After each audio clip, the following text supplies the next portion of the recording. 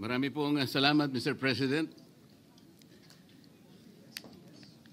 Ako po ay tumatayo ngayon para sa isang usaping pampersonal at pangkalahatang pribilehyo. Ginoong Pangulo, ang gulo-gulo na po natin.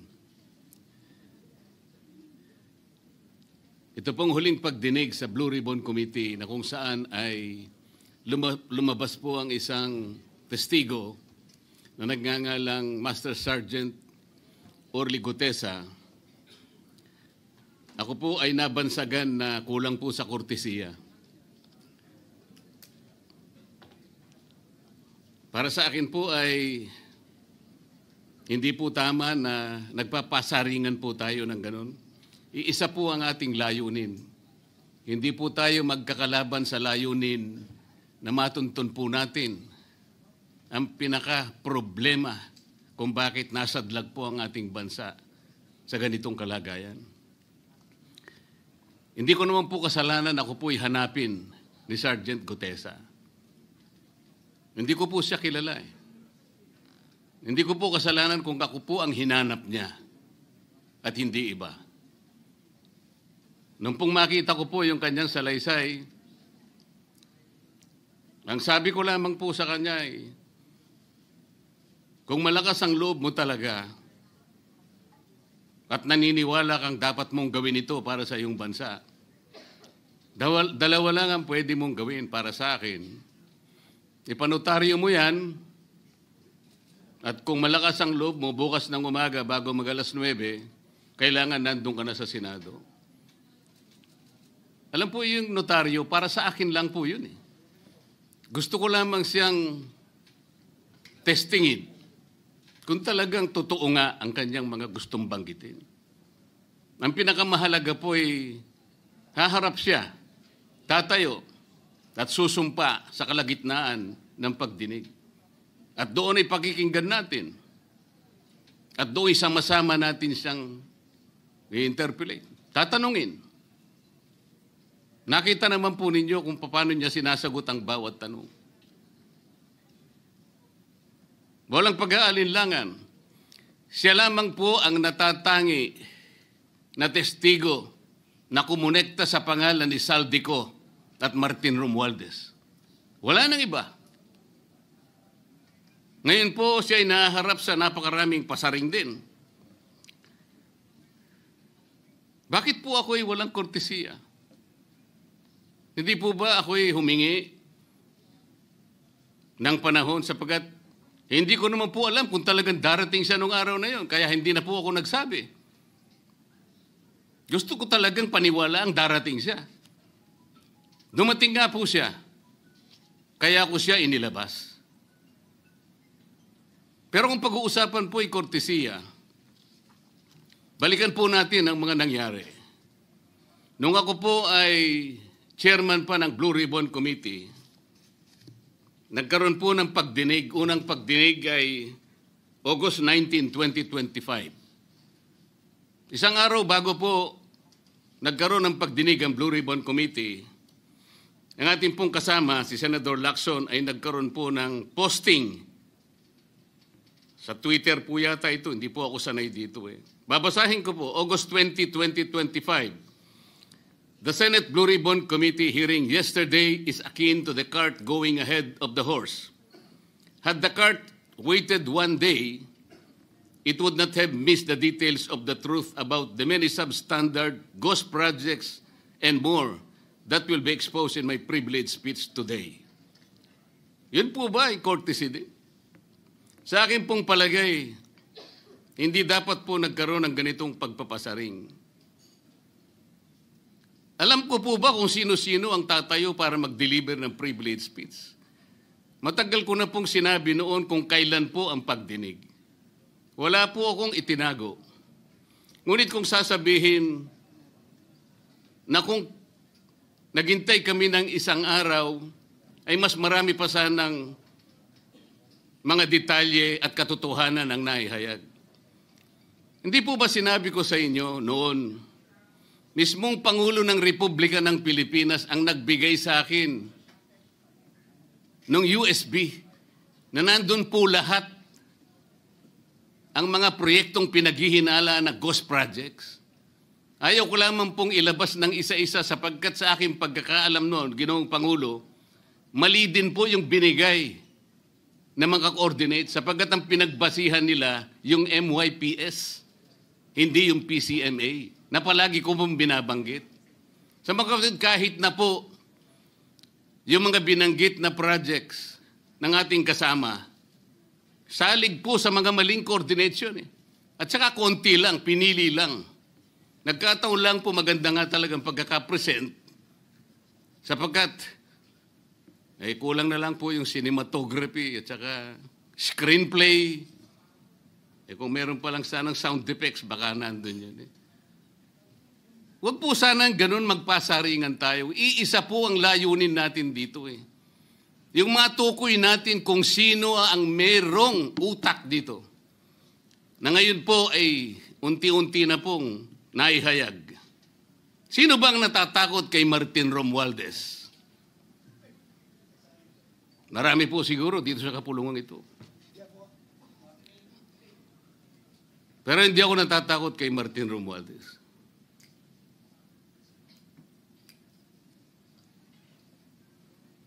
Ngayon po, kino-question po yung notarization ng statement ni Gutesa. Dahil yung babae po, yung abogadong babae, nag-notarize, tinalikuran po niya ang yung kanyang signature, yung kanyang pirma. Nandyan po ba yung assistant natin para ipakita po natin? Ayan po yung huling bahagi ng dokumentong ninotaryo doon sa opisina ng abogadang babae na ngayon ay tinatalikuran niya ang kanyang pirma. Doon sa right side po, ayan po yung ninotaryo sa dokumento ni Gutesa. Yung kaliwa po ay iba pong dokumento. Tingnan po ninyo yung pagkakahawig. Ibig po ba ninyong sabihin, Ginoong Pangulo, yun pong notarial details, na yun po yung kulay blue, na kung saan nandyan yung PTR, nandyan po yung MCLE number, nandyan po yung kanyang roll number, yung kanyang address. Nakuha po ba ni Gutesa mula sa opisina ng abogada at in-stamp niya? Pagkatapos po yung detalye na nasa bandang kaliwa na kung saan makikita nyo document number, page number, book number, series of 2025. Makukuha po ba ni Gutesa mula sa libro, mula sa notarial register ng abogado? Paano niya makukuha? Tingnan po ninyo yung kabila, ganun din. Bakit po natin hahanapan ngayon si Gutesa at sasabihin pa natin dahil lamang tinalikuran ng babaeng nagnotaryo ang kanyang pirma? Pangkaraniwan na po kasi, Ginoong Pangulo, kahit pumunta kayo sa maraming lugar na kung saan nagnotaryo, hindi nyo po makikita ron ang abogado. Iaabot nyo lang sa kanyang papel ninyo, pagkatapos isosoli niya sa iyo, pagkatapos nyong magbayad. Itatanong po ba ni Ginoong Gutesa, bago siya umalis, tatanungin po ba niya doon sa babaeng kausap niya kung sino man yun, Madam, kayo po bang may pirma nito? Wala pong ganun eh. Ngayon, kung tatalikuran po ng abogado na yon ang kanyang pirma, ako na po mismo ang magdidirect ng prosecution sa kanya para ma-disbar siya. Sapagkat ginagamit po niya yung opisina na yon. Pakita po ba natin, pwede po nating ipakita yung opisina, yung kanya, ayan po yung kanyang lugar. Ang opisina po niya ay sa Ermita, ngunit yan po ay ginagamit niyang address. Ayan po makikita ninyo. Notary Public 24/7. Ibig niyo sabihin, nandyan at hindi na natutulog yung abogado na yan. Sigurado meron siyang tao dyan na pumipirma. At ginagaya na lamang ng kanyang staff o secretary yung pirma niya. Ganyan po palagi. Kalakaran. Kalakaran, ngunit hindi tama. Sapagkat sa batas po ng notaryo, kailangan nakaharap po yung magnunotaryo sa nagpapanotaryo. Bakit po niya ngayon sinabi na hindi niya pirma yon? Maring hindi niya pirma. Ngunit, tinayaan niya kung sino man ang taong iyon na ipirma yung dokumento. Kagaya po ng nasabi ko, naging academic na po yung notaryo. Sapagkat ang tao ay tumayo sa ating kapulungan. Binasa niya yung kanyang statement. Yung mga bayarang media nga po, sinasabi pa kino-coach ko pa Bakit ko po siya sinabihan na dahan-dahan siya? Dahil po nung panahon na binabasa niya na yung kanyang statement, sinusundan po namin yung kanyang binabasa. Binigyan ko po ng kopya ang chairman ng Blue Ribbon Committee. Binigyan ko ng kopya ang ating Senate President at yung aking katabi si Senator Gatchalian dahil 4 lamang pong original ang meron kami. Yung binabasa pala niya ay Xerox copy kaya may naputol sa baba. Gusto ko lamang pong ma-record ng totohanan. Dahil doon sa umpisa po niya, merong isang linya po siyang nalaktawan.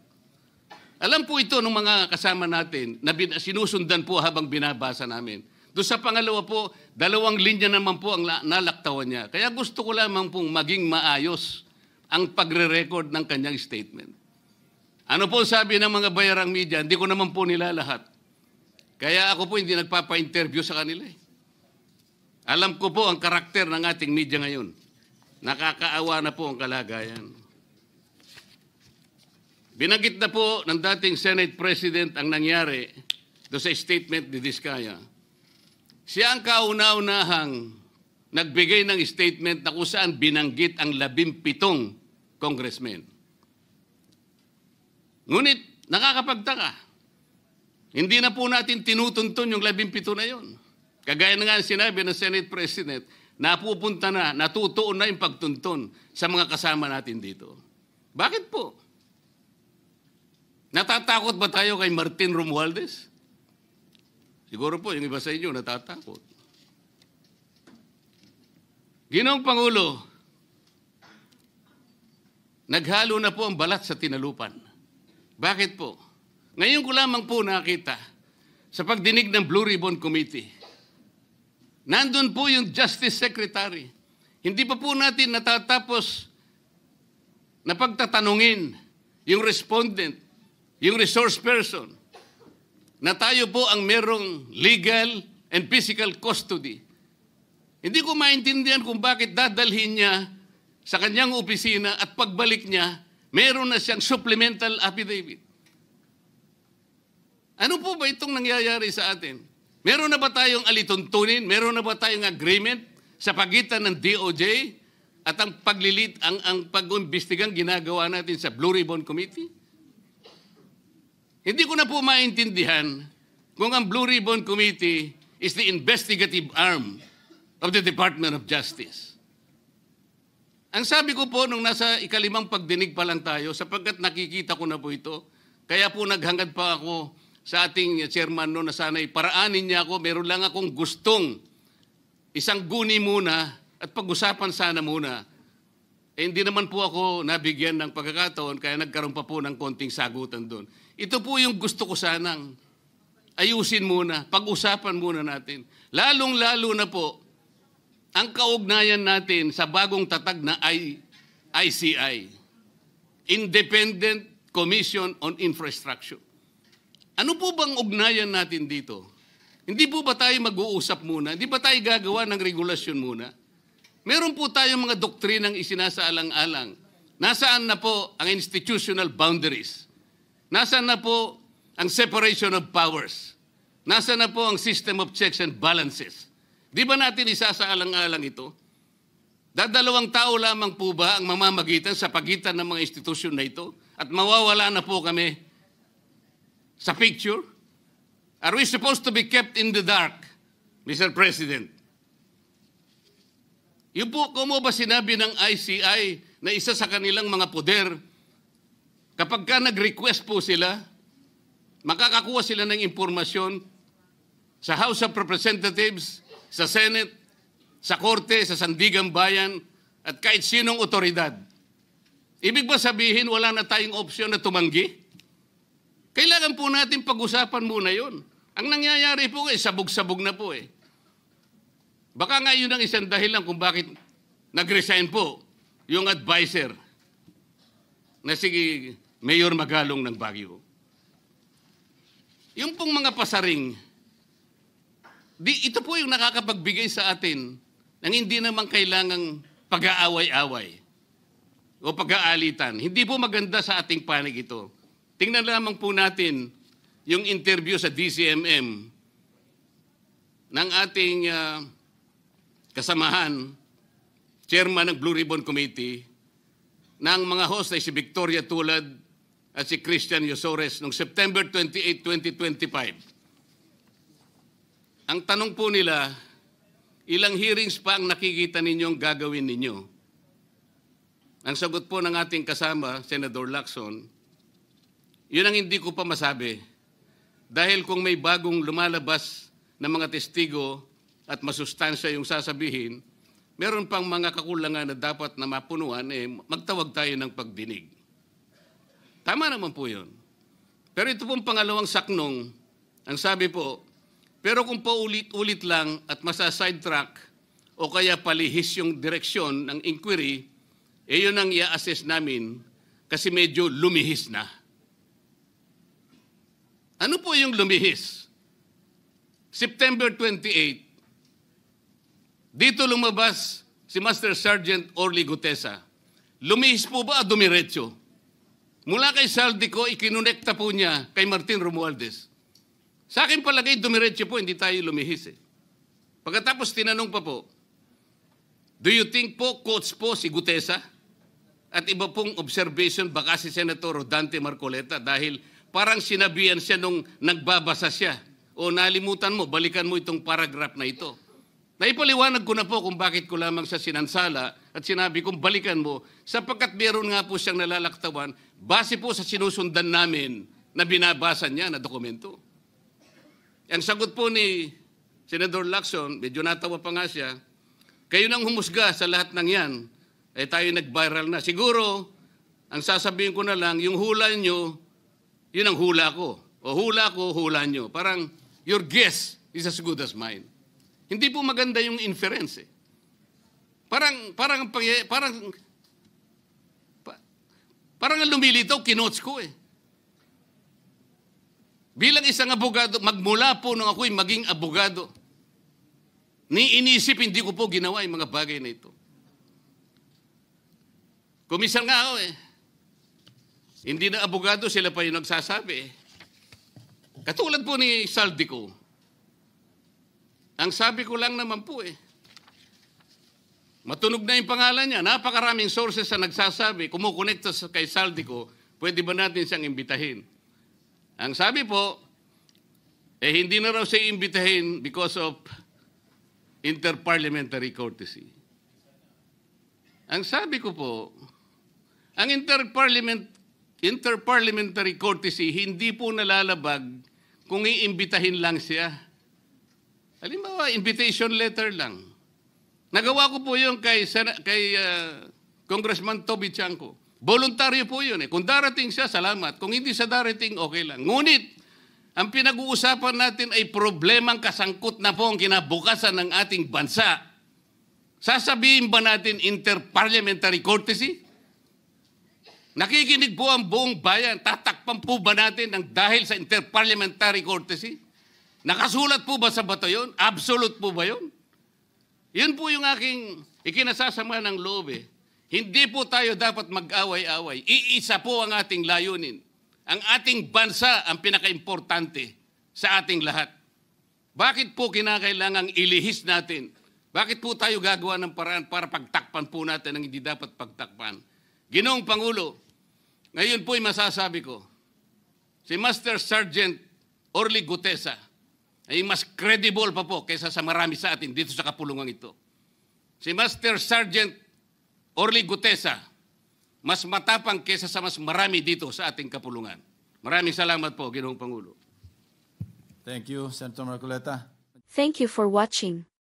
Don't forget to like, share and subscribe for the latest hot news of the press.